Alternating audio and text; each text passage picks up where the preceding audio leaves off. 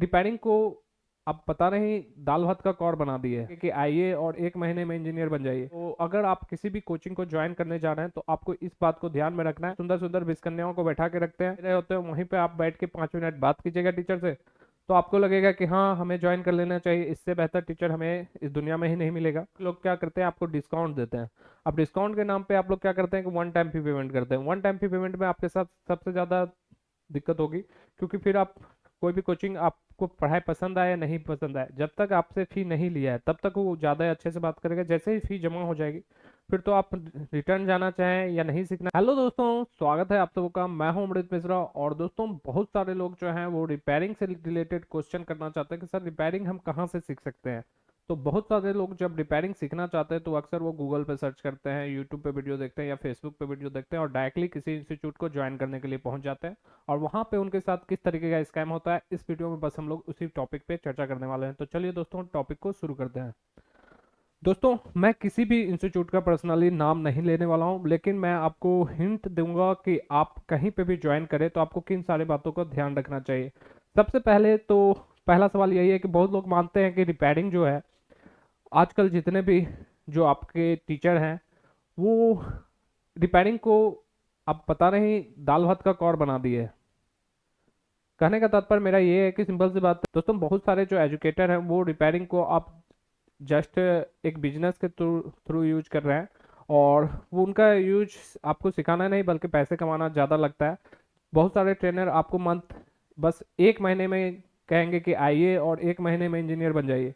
ऐसा दोस्तों, पहली बात तो ये पॉसिबल ही नहीं है कि कोई भी बंदा एक मंथ में बेहतर इंजीनियर बन सकता है। अगर ऐसा होता तो फिर सिंपल सी बात है, बहुत सारे लोग जो मार्केट में काम कर रहे हैं इतने सालों से वो सब भी जाके एक मंथ में इंजीनियर बन जाएंगे। तो ये कोर्स जो होता है एक मंथ वाला, स्पेशली ये बिगिनर के लिए तो होता ही नहीं। अगर कोई बिगिनर सोच रहा है कि एक मंथ में जाके हम कहीं पे ट्रेनिंग करके अब बहुत ही ज़्यादा काम कर पाएंगे, तो उसके साथ स्कैम ही होने वाला रहता है, ज़्यादातर चांस है।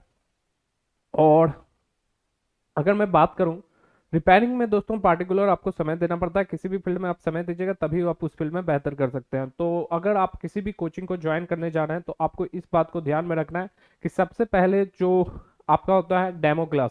अधिकांश इंस्टीट्यूट आपके डेमो क्लास को प्रोवाइड ही नहीं करवाते हैं, और कुछ लोग जो है सिंपल सी बात है सुंदर सुंदर भिस्कन्याओं को बैठा के रखते हैं, और उन भिस्कन्याओं के माध्यम से वो सिंपल सी बात है जब आप एडमिशन के लिए जाते हैं तो वो कहेंगे कि आपको डेमो क्लास मिलेगा। और डेमो क्लास में आप जब ज्वाइन करने के लिए जाते हैं तो टीचर ऑलरेडी क्लासरूम में क्लास ले रहे होते हैं, वहीं पे आप बैठ के 5 मिनट बात कीजिएगा टीचर से, तो आपको लगेगा कि हाँ हमें ज्वाइन कर लेना चाहिए, इससे बेहतर टीचर हमें इस दुनिया में ही नहीं मिलेगा।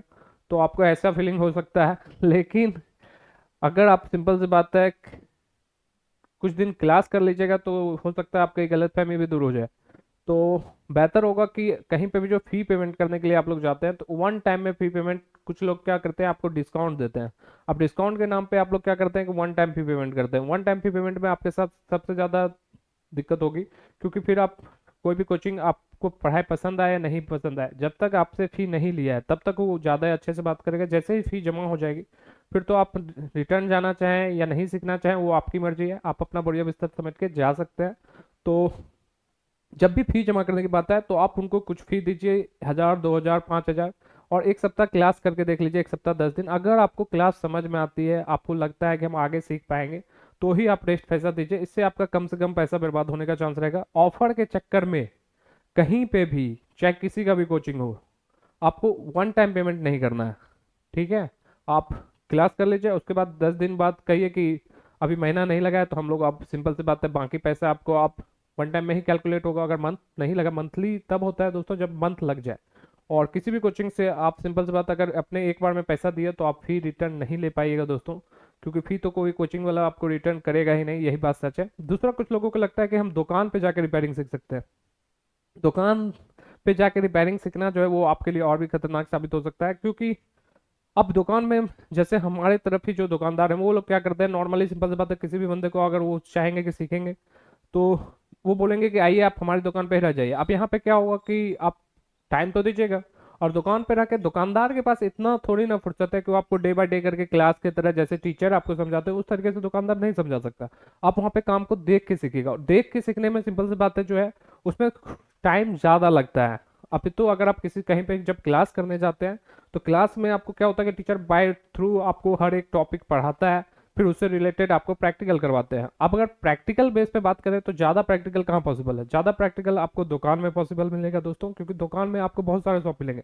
लेकिन अगर आपने सीख रखा होगा तो ही आप उस पर काम अच्छे तरीके से कर पाइएगा। अगर आपने नहीं सीखा है कहीं से, आपको लगता है कि हम दुकान में रह के सीख लेंगे, तो दुकान पे रह के नॉर्मली आप क्या सीख सकते हैं मैं बता देता हूँ। आप फोल्डर बदलना सीख सकते हैं, चार्जिंग पिन बदलना सीख लीजिएगा, माइक बदलना सीख लीजिएगा, और हो सके तो कुछ दुकानदार ऐसे भी होंगे जो आपको और गाइड करके आपको सॉफ्टवेयर वगैरह में भी थोड़ा नॉलेज दें। लेकिन इसका आपको ये जो थोड़ा थोड़ा का जो नॉलेज होता है वो आपको ले डूबता है। आपको किसी भी फील्ड में अगर मास्टर बनना है तो आपको उस फील्ड की सही से नॉलेज होनी जरूरी है।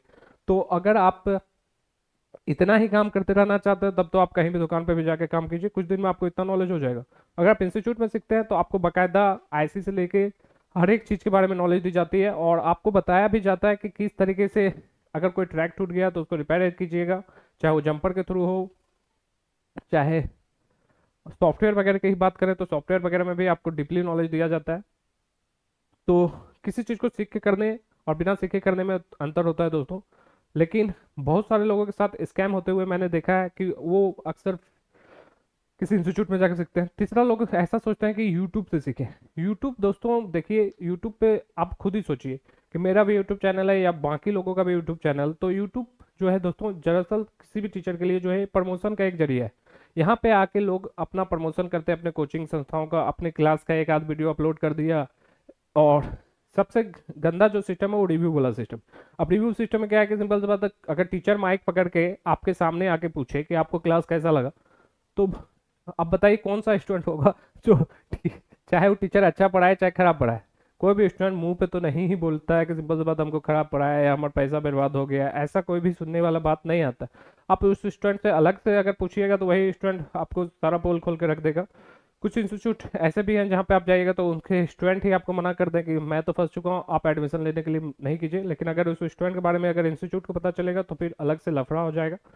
चाहे कोई भी इंस्टीट्यूट हो, चाहे उसके 4 लाख 5 लाख सब्सक्राइबर ही क्यों नहीं हो, आपको जाना है वहां पे। सिंपल सी बात है, वन टाइम फी पेमेंट नहीं करना है। कहीं पे भी जाइए वन टाइम फी पेमेंट मत कीजिए। 1 सप्ताह 10 दिन क्लास कीजिए, आपको खुद ही सारा चीज पता चल जाएगा कि कौन कितना सिखाने वाला है, चाहे आप मेरे पास आए चाहे कहीं पे भी जाए। तो इस चीज को दिमाग में रखिए। और इसके अलावा दोस्तों, तो अगर आप कहीं पे भी ज्वाइन करने जा रहे हैं तो रिव्यू वगैरह को भी चेक किया जाता है, और रिव्यू तो खुद लोग डालते भी हैं।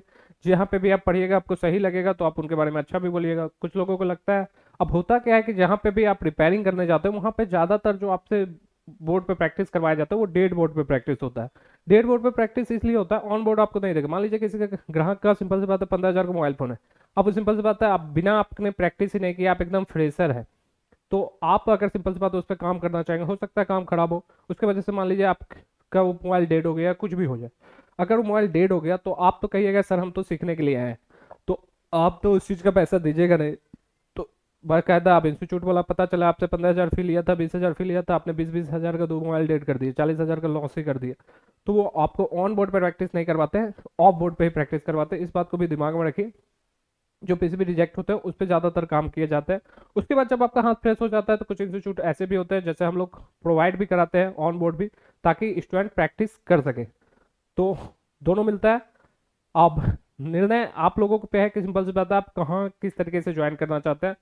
और मेरा किसी भी कोचिंग या इंस्टीट्यूट के खिलाफ कुछ भी बोलने का कोई भी मतलब नहीं है। बस आप लोगों के लिए हित में मैं बता रहा हूँ कि अगर आपको कहीं पे भी ज्वाइन करना है तो आप पहले उस चीज़ के बारे में अच्छे तरीके से जानकारी लें, क्योंकि बाद में जो आके आप कहिएगा कि मेरे साथ स्कैम हुआ, तो आप चाहते ही है, आप शॉर्ट टर्म में एकदम चाहते हैं कि हमरे जैसा कोई नहीं हो, तो ऐसा नहीं हो सकता। उस किसी भी फील्ड में आपको समय देना ही पड़ेगा। तो इस वीडियो में बस इतना है, मिलते हैं अपने नेक्स्ट वीडियो में, तब तक के लिए अलविदा। Thank you very much for watching this video.